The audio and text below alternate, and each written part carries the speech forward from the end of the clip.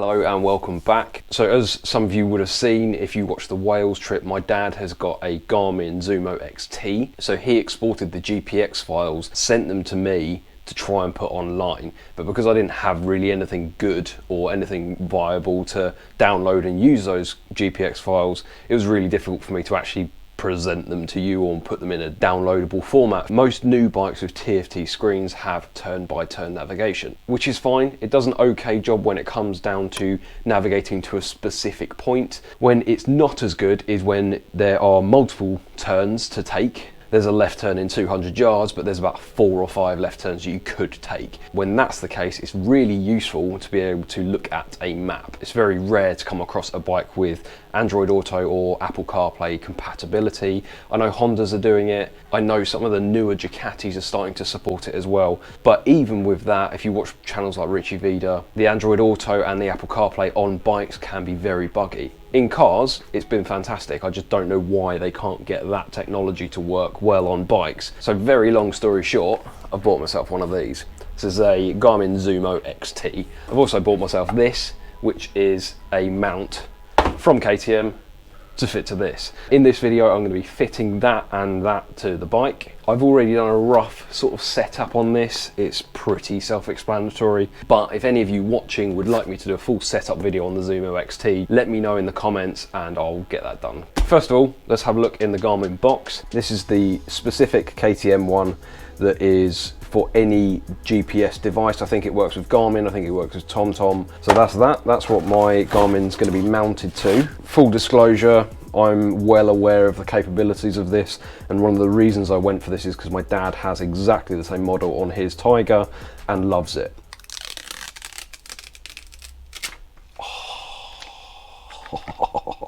So this is the full 5.5 inch version. There is a smaller version which is slightly cheaper. I think they're about £400 retail-ish. I'll put it on screen here somewhere. This model is currently on the market on Garmin's website for about £345. On the back here, you've got your mounting point, your connector, there's a memory card slot, whatever that type of USB connection is, and the power button. It is a little bit irritating that that is not like a USB-C or something like that, but kind of whatever. I think it's IP67 rated. For full clarity, you don't actually need the mount, like that mount. You've got a ball mount, which is almost looks like a RAM mount, to be fair. That's one mounting option. You've got a suction pad. You have a USB-B cable or whatever it is, cigarette lighter charger, and then your other power option, which is what I think I'm going to use, is this one. This lead, which goes to your battery, and then that goes into the back of one of the mounts. Then the idea with the end of this lead is it sits in there, and then when you put your Garmin on, it starts powering it. Using it very briefly, setting up my rough profile, making it a motorbike and all those kind of things. It's actually very intuitive. You can use it with gloves. My dad's had his for a while now and he absolutely loves it, so there you go. I think first port of call, let's fit the KTM mount. Just quickly before we go any further, this is how this comes out the box. That's the way it looks like it goes, but if you put that up against there, it's going to hit the screen. So realistically, you need this flat part here to be facing this way, so it sits like that.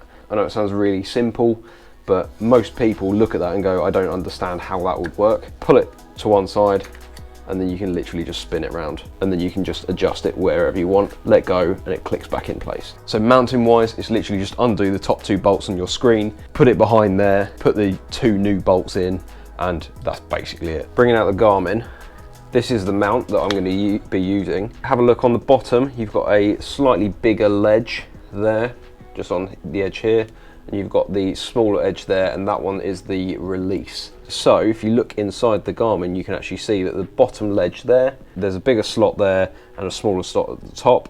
So it just goes in, nice little click, and then this charging port is going to go in the back. They give you a small little screwdriver and 2 microscopic screws. I don't know if you can even see those. So to put this on, I've taken off the cap. That goes through that, so you can just about squeeze it through there, and then that sits flush to the surface like that. And then I'm going to be putting that tiny little screw in the back there. They give you 2, and I think you only need 1 of them. Get one of these out, and obviously I'll end up losing it somehow. There we go. That's it. And then all I need to do is fit that onto this.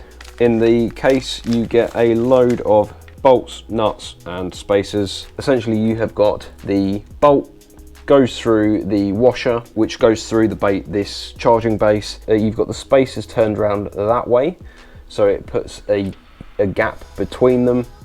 Then the nut goes on the other side. Obviously, that is going to go onto this. The reason I've done it like this is because it just makes it a bit easier, because then I can slide it on, if that makes sense. So that is essentially what it's going to look like. If you can see that, hopefully the wire comes out the bottom. I'm just going to do all these bolts up, and we should be good. A spanner or a socket set that's going to fit over that. I don't think I've got one small enough, and even if I did, I don't think it's going to fit between that tiny little gap there. So I'm going to have to use a set of needle-nose pliers. If it's stupid and it works, it's not stupid. So many bloody wires and stuff. Ironically, that worked really well. What I am actually going to do, just because it's not really, I mean, it's not exactly biting very well, I'm going to just get some other small washers just to put on the back of that to give it more of like a purchase. So this mount is like a multi-fit kind of mount. This has got to work for every single one. The Garmin mount is designed for the one that comes in the box. That's not going anywhere. And then the only thing left to do is wire this through to my battery. Now, annoyingly, they don't actually give you the end of those already fitted. They give you the adapters. So slightly irritating, but that's going to the battery terminal. And then I just need to find a way to wire that into the bike. As you can see, this is where it's mounted. I think it looks quite good. You've got a nice little cap here, which is to stop any water getting to this. So that just pops back on, and then that can clip onto the wire. That wire is going to run down there. I'm going to zip tie it along here. So as you can see here, I've taken the center panel off. I've taken my tank ring off. I've taken the charging port off. I've just loosened off the panels. I'm not worried about it being like ridiculously tidy under there, but just as long as it's close enough. First thing I've got to do though is I've got to crimp on some connectors to the end of those wires. It's quite a bit later than it was when I last spoke to you, because I managed to drop the bolt that goes into the battery that holds all the little connections on into the abyss that is underneath the battery compartment in the Super Adventure S. It has taken me so long to get that out. I could see it, and I've got magnetic tools, I've got screwdrivers and all sorts of stuff, so obviously not magnetic, is it? Let me show you what I've done. The wire comes down here behind the screen, down there, through here, up into here, and runs down the inside of this panel. So here's the battery compartment. It's a mess at the moment because like I said, I've just literally taken everything apart to try and get that bloody bolt. So that's all now powered in. Dad leaves his plugged into his bike all the time. So it's actually on the mount, unless he has to update the maps or he wants to take it into plan routes or anything like that. When he turns his ignition off, there's a button on the back of the Zumo. Just hold that, power the actual device off, and he has no problem with power drain.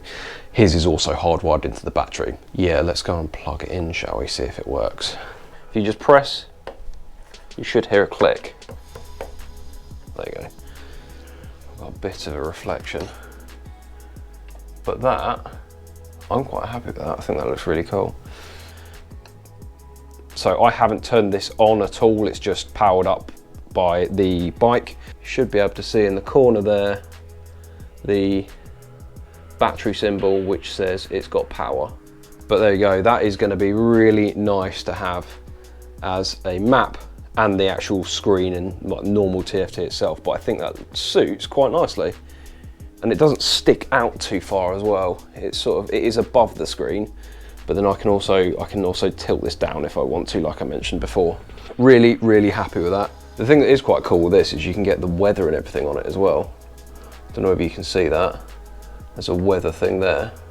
So it'll tell you weather in your current location, which is really cool. Oh, can you view a radar? And that'll show you the radar coming up. That is so cool.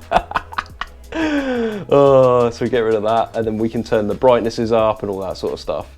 You've got your traffic, you've got your wireless camera, so if you want to connect your GoPro to it, you can do that. You've got your driver assistance, so your driver alerts, your navigation, your maps and your vehicle. Like I mentioned before, you can choose your what vehicle you want it to show as. It's not a KTM, but I'll deal with it. Like, it's just going to be so good. And then what Dad does, there's a button here on the back that you just press and hold, turn off device. So there you go, what do you think? That is going to be so useful when it comes to trips, when it comes to actually navigating to places that I'm not too sure about. There's a very high chance I won't leave it on the bike all the time because it's not, that current setup isn't a safe way of mounting it. Companies like Touratech do a locking mount for it, which is like a key, so you could technically leave it on the bike all the time. Worst case scenario, literally just click it off and pop it in the top box. But for now, that's wiring in and fitting the Garmin Zumo XT to my KTM Super Adventure S. Thank you very much for joining me, and I will see you in the next video.